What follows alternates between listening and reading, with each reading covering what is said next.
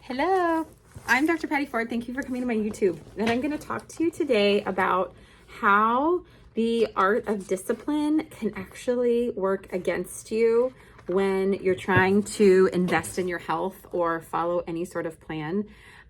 So discipline is this delicate balance between like the need to be creative and this need for some sort of structure. And so neither are good or bad. It's just this, it could either be a thought pattern, it could be a behavior pattern, but discipline sometimes is used in the like dieting spaces. I need more discipline, or just kind of that nature where you think discipline is the answer to everything. People that usually come to me are really tired of that talk, or they feel like if they had more discipline, then they would feel better because the discipline would then create this perfect plan, or just kind of all of this fantastical thinking that a personality trait or a mindset is going to create some ease, which discipline's actually really hard. It's not easy.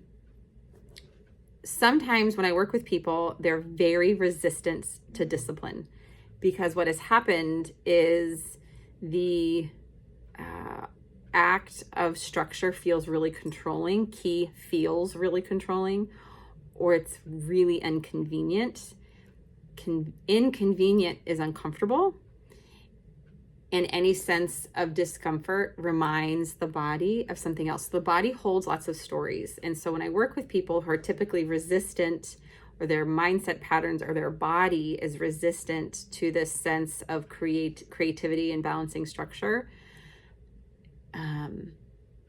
or if you were raised that way, where there was a lot of spontaneity, there was a lot of inconsistency, you're naturally responding to your comfort is actually kind of in the chaos. Your comfort is actually in, or your normal is actually in things that are unpredictable. And so here comes a diet plan, which creates a need for discipline, and you can do it for 6 to 8 weeks, 3 months, 6 months, whatever.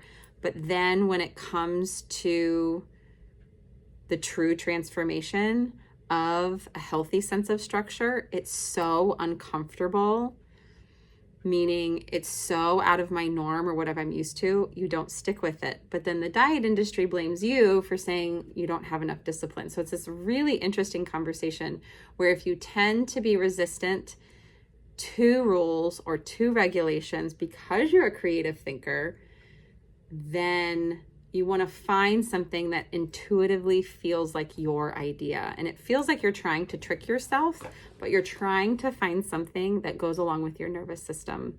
So I've worked in eating disorders for more than a decade, and structure and a meal plan is actually what helps with recovery.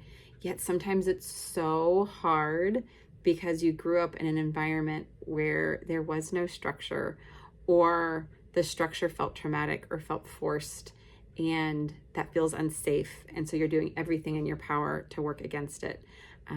So if you've been given rules and regulations your whole life and you've worked against them, just kind of looking at your thought patterns and what is about this that I'm resisting. I have an assessment that can look at your subconscious thought patterns. It's evidence-based. It's reliable. It's a really good tool that we can look at. What do you tend to think about when it comes to structure? We can measure it, we can look at it, we can talk about it, we can feel through it. And then there are tools to move forward on how to incorporate more structure, how to integrate it, how to identify if you're thinking systemically or not, and how is that working for you. Discipline can be used wisely to support you. It also can suffocate you where it works against the very thing that you're wanting. So think about how you're using discipline in your life, and in general, is it working for you?